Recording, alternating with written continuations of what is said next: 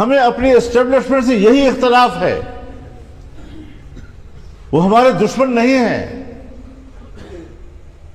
ہمارے ملک کے رہنے والے ہیں، لیکن تمام وسائل و اختیارات کو اپنے اندر سمیٹ کر اس کا ارتکاز کر کے اگر وہ سمجھتے ہیں کہ فیصلے صرف ہماری خواہشات پر ہوں گے اور عوام کو صرف ہم دکھاوے کے لیے دنیا کے سامنے رکھیں گے، یہ کھیل نہیں چلے گا،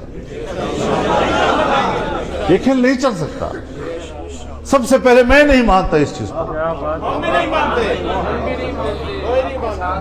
اور جنرل صاحب، جرنیل حضرات، اسٹیبلشمنٹ سن لے، یہ فضل الرحمان کی بھی آواز ہے، یہ اس کی جماعت کے ایک ایک کارکن کی بھی آواز ہے.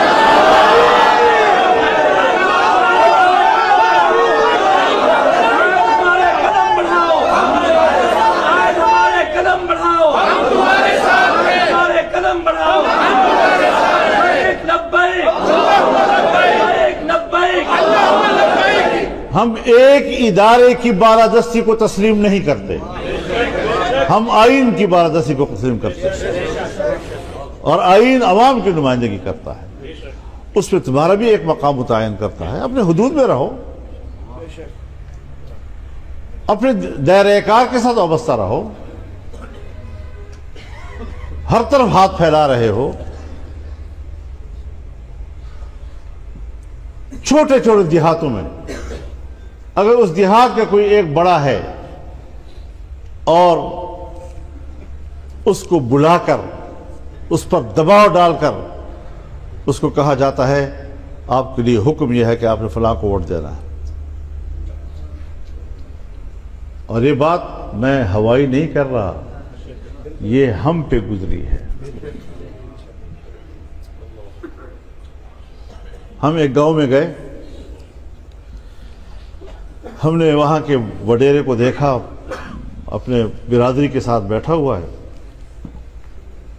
اس کے چہرے کو دیکھ کر ہمارے ساتھی محسوس کرنے لگے کہ اس پر کوئی پریشر ہے، کچھ دباؤ میں بیٹھا ہوا ہے. اس نے، ہمارے ساتھی نے اس کو کہا کہ آپ ذرا تنہائی میں مجھ سے بات کر لیں، اور اس کو کہا کہ میں آپ کے ذہن پر کوئی پریشانی دیکھ رہا ہوں. آپ ہمارے حق میں جو آج فیصلہ دے رہے ہیں کوئی دباؤ میں تو نہیں دے رہے، کسی نے آپ کو مجبور تو نہیں کیا ہے. اس کے آنکھوں میں آنسو آ گئے، مجھ پر تشدد ہوا ہے. بس آپ اپنی رائے کے مطابق فیصلہ دیں گے، اگر آپ کی رائے میرے حق میں نہیں ہے بالکل آپ نے مجھے ووٹ نہیں دینا، یہ ہمارا جواب تھا. اس طرح کے جبر ہم نے خود دیکھے ہیں.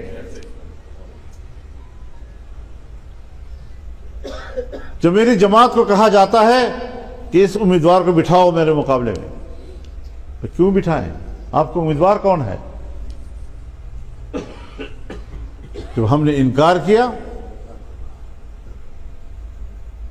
پیسے مانگے، ہم نے پیسے دینے سے انکار کیا، تو کہا کہ اس کے ووٹ 21 ہوں گے، آپ کے ووٹ 19 ہوں گے 1000، یہ نتیجہ آپ کا الیکشن کے بعد یہ ہوگا. وہی آیا.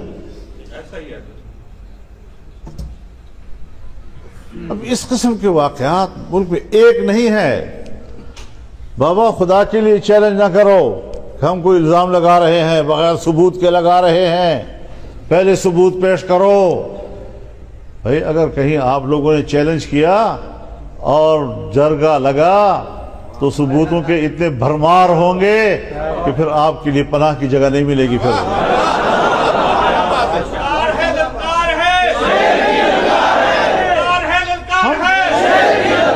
ہم بلا وجہ بات نہیں کر رہے ہیں. خدا کے لیے اس ملک کو بچاؤ. خاکم بدہن، میری بات کو خدا جھوٹی کر دے، لیکن میں حالات کو اس طرف دیکھ رہا ہوں جاتے ہوئے جس طرح بنگال کے حالات چلے گئے تھے.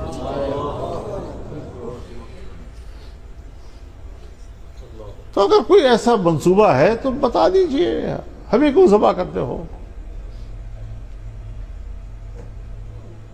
لیکن ہم اپنے ملک کو زندہ و تابندہ رکھنا چاہتے ہیں، آباد رکھنا چاہتے ہیں، اور انشاءاللہ العزیز یہ ملک اسی طرح چلے گا۔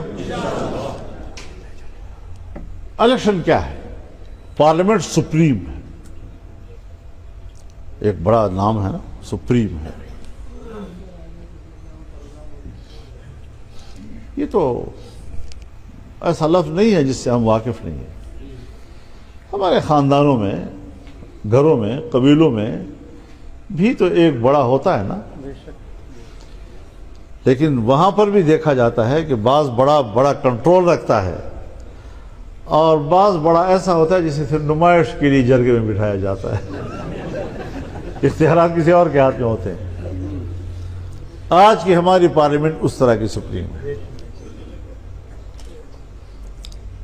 اب اس ایوان میں بیٹھ کر کم از کم میں اپنے بارے میں نہیں کہوں گا کہ میں اس ایوان میں بیٹھ کر پاکستان کا وی آئی پی ہوں۔ جمہوریت اپنا مقدمہ ہار رہا ہے، اور جمہوریت کی جنگ کون لڑ رہے ہیں؟ ہمارا تعلق مذہبی حلقے سے ہے، اور ہم دنیا کے ان لوگوں سے لڑ رہے ہیں کہ جنہوں نے اسلام کے نام پر بندوقیں اٹھائی ہوئی اور کہتے ہیں جمہوریت کفر ہے، اور ہم کہتے ہیں نہیں، جمہوریت کی کوئی ایک واضح تشریح ہے ہی نہیں۔ جمہوریت نظام مملکت میں عوام کے اشتراک کا نام ہے، بس۔ اس کی شکل کیا ہو؟ امریکہ میں اور طرح، برطانیہ میں اور طرح، ہندوستان میں اور طرح، بنگلہ دیش میں اور طرح، دوسرے ممالک ہیں وہاں اور طرح۔ لیکن پاکستان میں عوام کی حاکمیت کا لفظ صرف اس حد تک محدود ہے کہ وہ ووٹ دے کر اپنے نمائندے چنتے ہیں، لیکن جب وہ نمائندے چن کر پارلیمنٹ میں آتے ہیں تو پھر ان کے تمام فیصلے قرآن و سنت کے تابع ہوں گے۔ ان کی اکثریت بھی قرآن و سنت کے خلاف فیصلہ نہیں کر سکتی آئین پاکستان کے خلاف۔ اور اس پر ہمارے اکابر نے دستخط کیے ہیں۔ اب جب عملاً آپ اس طرح نہیں کریں گے تو پھر غلط تشریح تو جائے گی دنیا میں، پھر آپ کی جمہوریت اپنا مقدمہ ہار جائے گی۔ اور اگر اس طرح دھاندلیوں سے پارلیمنٹیں بنتی رہیں گی تو پارلیمنٹ اپنی اہمیت کھو بیٹھے گی۔ پھر کہا جائے گا جی ماشاءاللہ کے بغیر تو کوئی راستہ نہیں تھا، سیاستدانوں نے تو یہ گند کر دیا۔ سیاستدانوں نے گند نہیں کیا، ایک گند بھی تو آپ نے نہیں کیا ہے۔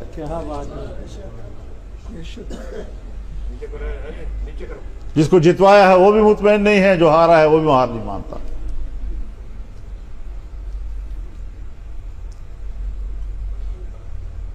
تو اس طرح کی صورتحال ہمارے ملک میں بنائی گئی ہے اور بنائی جا رہی ہے۔ ہم جمہوریت کے مفہوم کو سمجھتے ہیں۔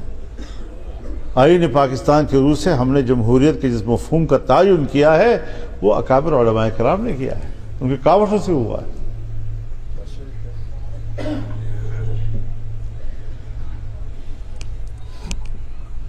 ورنہ ظاہر ہے کہ اگر وہ قرآن و سنت کے تابع نہ ہو اور عوام کی اکثریت فیصلہ کرے یا پارلیمنٹ کی اکثریت فیصلہ کرے اور حلال کو حرام کہہ سکے اور حرام کو حلال کہہ سکے تو پھر وہ تو شرک و کفر کے علاوہ کیا ہو سکتا ہے؟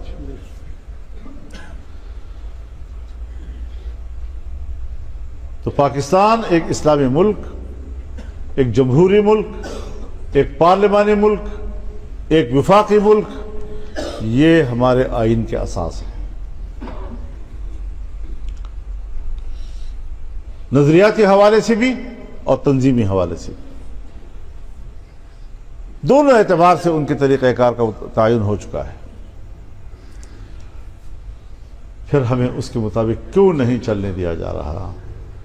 کبھی ایوب خان آ جاتا ہے تو کبھی ضیاء الحق آ جاتا ہے تو کبھی مشرف خان آ جاتا ہے تو کبھی بغیر خانی کے ہم کہتے ہیں وہ خان ہے۔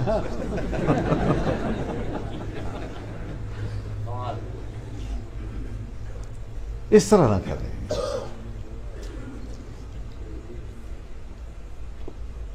پھر آپ اس کو بھی دیکھیں کہ جمعیت والوں، میں آپ سے ایک بات کہنا چاہتا ہوں. ہم نے 10-12 سال تک عمران خان کے ساتھ اور پی ٹی آئی کے ساتھ ایک لڑائی لڑی ہے. ہم نے جو سوالات اٹھائے اور یہ کہ یہ آپ کا ایجنڈا ہے اور اس ایجنڈے کے مزاحمت کریں گے ہم، اور ہم نے کی.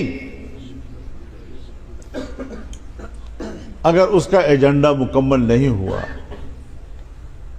تو ابھی آپ نے سپریم کورٹ کا فیصلہ دیکھا.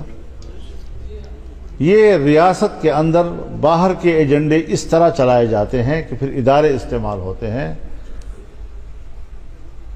اب ایک کیس ہے آپ کے پاس، اگر آپ یہ کہتے ہیں کہ جی 2019 کا کیس ہے اور 2021 میں ترمیم ہوئی ہے اور ہم نے تو اس وقت یہ قانون نہیں تھا، بھلا آپ ضمانت پہ رہا کر دیں، بھلا آپ اس کو چھوڑ دیں. نیچے جو مندرجات آپ نے تحریر فرمائی ہے اور اپنا فلسفہ دین آپ نے اس کے اندر سمو دیا ہے، ہماری بحث اس سے ہے. اور جج صاحب ناراض نہ ہوں، آپ نے جو کچھ اس میں کہا ہے وہ بدنیتی پر مبنی ہے.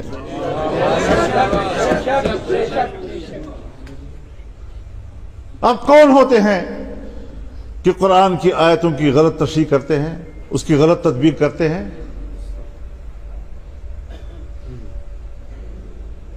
غلط جگہ پر آپ اس کو بطور دلیل کے پیش کرتے ہیں. تو پھر آپ کسی خاص ایسے نظریے کے تابع شخص ہیں کہ ان کو پھر ہم جانتے ہیں. پاکستان میں ہمیشہ ایک طبقہ ایسا رہا ہے جنہوں نے دین کا علم سند کی بنیاد پر حاصل نہیں کیا، صرف مطالعوں سے انہوں نے دین کو حاصل کیا ہے، اور پھر ڈیوٹی لی ہے اس نے کہ میں دین کی ایسی جدید اور نئی تعبیرات کروں گا، ایسی تعبیرات جو امت کے لیے قابل قبول ہوں یا نہ ہوں لیکن مغرب کے لیے قابل قبول ہوں. یہ مغرب کے لیے قابل قبول تعبیرات، یہ کون لوگ ہیں، کون کرتے ہیں؟ یہ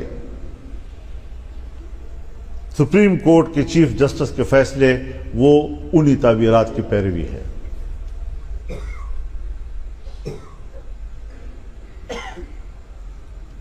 جبکہ قانون 2011 میں موجود ہے، 2021 میں تو ترمیم ہوئی ہے 2011 والے قانون میں، اور اس میں صرف سزاؤں میں اضافہ ہوا ہے، مزید تو کوئی تبدیلی نہیں آئی اس میں. اب تمام لوگوں نے مختلف اطراف سے نظر ثانی کی درخواستیں دے دی ہیں. ظاہر ہے کہ اگلے پیشی پہ وہ کلب ہو جائیں گے، لیکن ایک اور کام کیا ہے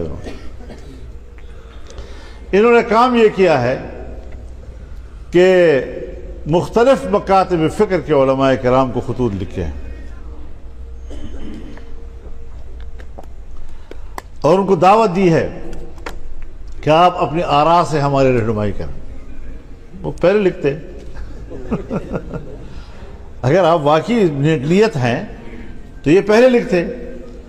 میں کہتا ہوں کہ مختلف علماء کو اور مختلف مکاتب فکر کے اکابرین کو خطوط لکھنا الگ الگ سے اور الگ الگ سے ان سے جواب مانگنا، ظاہر ہے جب ان کے جوابات آئیں گے تو کہیں نہ کہیں کسی ایک آدھ جملے میں کہیں تصادم ہوگا، کہیں اختلاف ہوگا، پھر اس کو وہ آپ کے خلاف استعمال کریں گے.